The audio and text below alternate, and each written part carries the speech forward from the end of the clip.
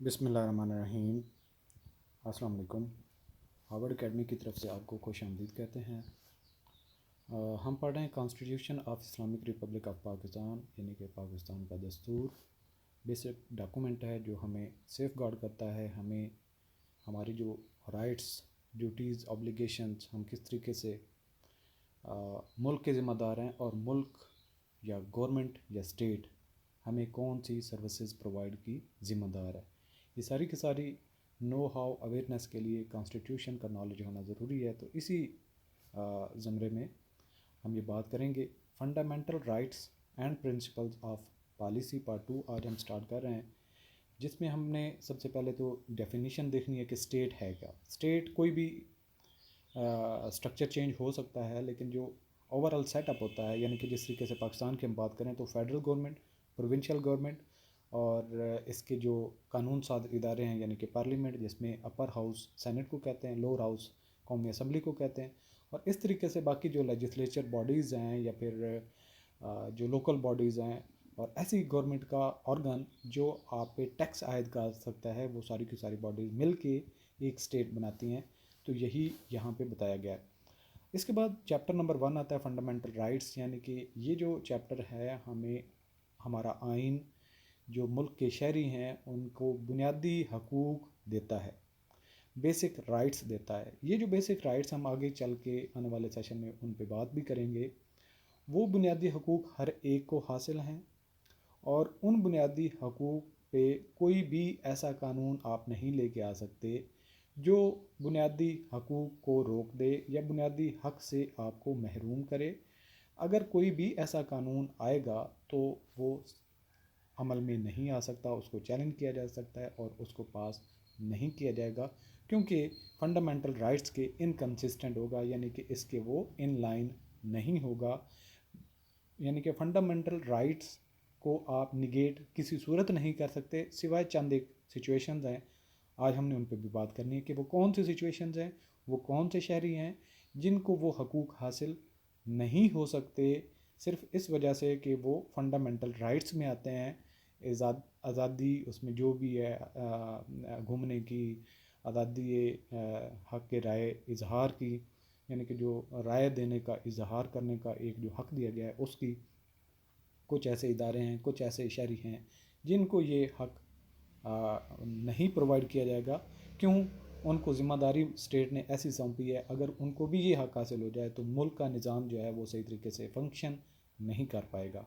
तो अब वो सर्विंग लोग कौन से होंगे जिनको ये राइट्स नहीं होंगे, वो भी आपको पता होना चाहिए। तो ये होगी आज क्या हमारे इस चैप्टर या इस सेशन की डिस्कशन। और इसके अलावा स्केड्यूल 1 पे हम बात करेंगे कि उसमें जो कुछ कानून हैं, लाज हैं, उनका जिक्र किया गया है, और अगर कोई लॉ पहले से मौजूद है तो उसमें वो इस फंडामेंटल राइट्स के अगेंस्ट जा रहा है तो उसमें कुछ अमेंडमेंट करने की ज़रूरत होगी, और वो भी 2 ईयर का टाइम दिया गया था जब ये कॉन्स्टिट्यूशन कमेंस हुआ था। तो उसके अलावा अगर कोई नया कानून ऐड किया जाता है तो वो भी फिर प्रॉपर ड्यू प्रोसीजर के मुताबिक होगा। तो यहाँ पे आपने ये याद रखना है, लॉज इनकन्सिस्टेंट विद और in derogation of fundamental rights to be void, कि जो बुनियादी हकूक़ हैं उनके ख़िलाफ़ कोई भी कानून आएगा तो वो आयद नहीं होगा, वो बिल्कुल उसकी कोई कानूनी हैसियत नहीं होगी। ये हम आर्टिकल नंबर 8 पढ़ रहे हैं, इसका सब पार्ट 1 है। एनी लॉ और एनी कस्टम और usage having the force of law, जिसको बाई लॉ आप फोर्स कर सकते हैं, इन सो फार as it is inconsistent with the rights conferred by this chapter shall to the extent of such inconsistency be void। ये जो इस fundamental rights को inconsistent करेगा, इसके खिलाफ जाएगा, वो अप्लाई नहीं होगा, void होगा। The state shall not make any law which takes away or abridges the rights so conferred, and any law made in contravention of this clause shall to the extent of such contravention be void। कि कोई ऐसा कानून आप नहीं लेके आएंगे, government को कहा जा रहा है, जो फंडामेंटल राइट के अगेंस्ट जाए। अगर जाएगा तो वो उसके अंदर पावर नहीं होगी कि वो अप्लाई किया जा सके, उसको वॉइड होगा। सब पार्ट 3 है the provisions of this article shall not apply to, किस किस जगह पे ये अप्लाई प्रोविजंस नहीं होती। Any law relating to the members of armed forces, army navy air force और बाकी आर्मड फोर्सेस जितनी सिविल आर्मड फोर्सेस हैं उन पे ये चीज़ लागू नहीं होगी। क्योंकि अगर वो भी यही कहें कि हमारे ऊपर जुल्म हो रहा है, हम ये काम नहीं करते, या हमें आज़ादी हक दिया जाए कि हम इजहार कर सकें राय का, तो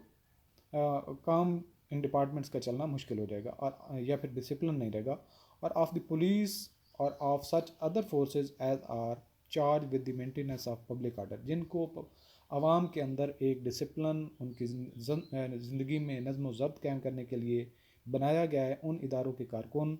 अफराद काम करने वाले, उनको ये नहीं हक हासिल। For the purpose of insuring the proper discharge of their duties और the maintenance of discipline among them, उनके अंदर डिसिप्लिन कायम करने के लिए और आवाम को उनके हकूक़ दिलाने के लिए उनकी तगोदो और एफर्ट्स की ज़रूरत होती है, लिहाजा उनको ये क्लेम नहीं कर सकते। इसके बाद ये इंसर्शन है, any of the laws specified in the first casual, ये तीसरे का सब पार्ट 2 है। Laws specified in the first casual, casual कौन सा है ये आपने याद रखना है, फर्स्ट कैजुअल की बात हो रही है। As in force immediately before the commencing day और as amended by any of the laws specified in that schedule, के कोई भी उसमें लॉ में स्केड्यूल में फर्स्ट स्केड्यूल में जो लॉज मौजूद थे और इसके कमेंसमेंट के पहले या फिर अमेंड करने के बाद कोई और नया लॉ उसमें ऐड किया गया फर्स्ट स्केड्यूल में, तो उन पे भी ये अप्लाई नहीं होगा rule. Sub part 2 and sub part 2 other laws specified in part 1 of the first schedule, part 1 of the first schedule जो बाकी दूसरे लॉज हैं, and no such law nor any provision thereof shall be void on the ground that such law or provision is inconsistent with or repugnant to any provision of this chapter, के part 1 जो है first casual का, ऊपर first casual की बात की गई, उसके बाद पार्ट 1 में भी जो लॉज मैंशन है उनको भी रिपग्नेंट नहीं किया जाएगा, उनको भी वॉइड नहीं किया जाएगा सिर्फ इस चैप्टर की वजह से, क्योंकि अगर उनको भी वॉइड कर देंगे तो फिर जो एक निज़ाम है वो नहीं चल सकेगा। इसके बाद सब पार्ट 4 है, notwithstanding anything contain in paragraph B of class 3 within a period of 2 years from the commencing day, the appropriate legislature shall bring the laws specified in part 2 of the first schedule into conformity with the rights conferred by this chapter, के जो schedule 1 की ही बात हो रही है, ठीक है, और पार्ट 1 की तो बात होगी, चैप्टर 1 की बात भी होगी, पार्ट 1 की बात होगी कि उसको वॉइड नहीं किया जाएगा। अब स्केड्यूल 1 ही है और उसके पार्ट 2 की बात की जा रही है कि जो उनको 2 सालों के अंदर अंदर इन कन्फर्मिटी यानी कि उनको इन अलाइनमेंट की जाएगी ताकि ये चैप्टर का जो मकसद है वो पूरा किया जा सके। सब पार्ट 5 है, the rights conferred by this chapter shall not be suspended except as expressly provided by the constitution, कि ये जो फंडामेंटल राइट्स हैं ये स्टॉप नहीं करेंगे, ये मिलेंगे तब तक जब तक आइन में कोई ऐसी चीज़ या शेख तब्दील करके नहीं लेके आई जाती और जिसकी एक्सप्लेनेशन भी हो कि ये किस वजह से किस इंडिविजुअल को जो है ये राइट्स मुहैया नहीं होंगे या उनमें से बेहतरी आ सकती है या उनके अंदर कुछ लिमिटेशन डाली जा सकती हैं, लेकिन आइन में अमेंडमेंट के बगैर नहीं ला सकते। थैंक यू फॉर वॉचिंग, खुदा हाफिज़।